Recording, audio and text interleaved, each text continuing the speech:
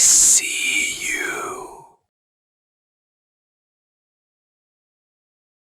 रात के ठीक 2:17 हुए थे। मोबाइल की स्क्रीन अचानक जल उठी। रवि की नींद टूट गई। दिल जोर से धड़कने लगा, क्योंकि इतनी रात को उसे कोई कॉल नहीं करता था। स्क्रीन पर जो नाम चमक रहा था, उसे देखकर उसके हाथ कांपने लगे। मां। रवि ने घड़ी देखी। इतनी रात? उसकी मां की मौत को 3 महीने हो चुके थे। उसने फोन उठाया नहीं। फोन कट गया। रवि ने खुद को समझाया, शायद कोई नेटवर्क गड़बड़ होगी या किसी ने गलती से नंबर लगा दिया होगा। वो फिर से लेट गया। लेकिन ठीक 2:18 पर फोन फिर बजा। इस बार कोई नाम नहीं था। Unknown number. उसने डरते हुए कॉल उठाई। उधर से आवाज आई, रवि, तू सो रहा था क्या? वो आवाज वही थी, बिल्कुल उसकी मां जैसी। रवि के मुंह से आवाज नहीं निकली। बेटा, तू मुझसे नाराज है क्या? आखिरी दिन भी तू मिलने नहीं आया। फोन उसके हाथ से गिरते गिरते बजा। 3 महीने पहले रवि एक प्राइवेट कंपनी में काम करता था। रोज की तरह भाग दौड़, टारगेट, बॉस की डांट, और उसी में उलझकर उसने अपनी मां की बीमारी को थोड़ा बहुत समझ लिया। मां फोन पर रोज कहती, बेटा, आज सीने में दर्द ज्यादा है। रवि जवाब देता, मां, डॉक्टर को दिखा लो, मैं इस हफ्ते नहीं आ पाऊंगा।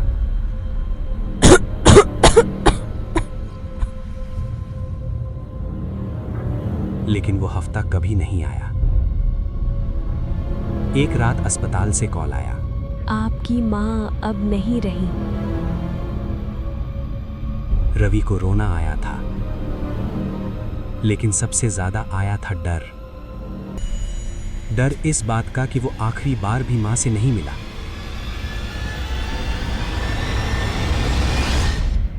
वर्तमान। फोन अब भी बज रहा था। रवि ने कांपते हुए फोन उठाया।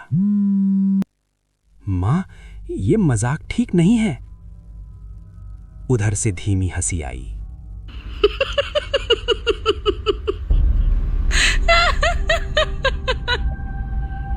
मजाक? बेटा, मैंने तो तुझे आखिरी बार भी फोन किया था, तूने उठाया नहीं। रवि की सांस रुक गई। उस रात सच में एक मिस्ड कॉल आया था। अचानक कमरे की लाइट फड़फड़ाई।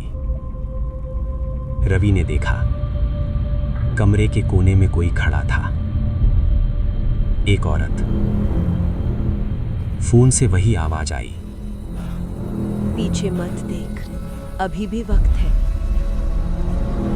लेकिन रवि पीछे मुड़ चुका था। औरत का चेहरा धीरे धीरे ऊपर उठा। वो उसकी मां थी, लेकिन आंखें काली थीं, बहुत गहरी, जैसे उनमें कोई अंत नहीं। मां? रवि रो पड़ा। अब क्यों याद आई? उसकी मां की आवाज अब भारी हो चुकी थी। जब मैं तड़प रही थी, तू मीटिंग में था। जब सांस टूट रही थी, तू कल आऊंगा कह रहा था। कमरे का तापमान गिरने लगा। सांस से धुआं निकलने लगा।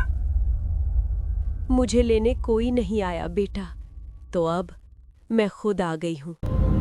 रवि चीखना चाहता था, लेकिन आवाज नहीं निकली।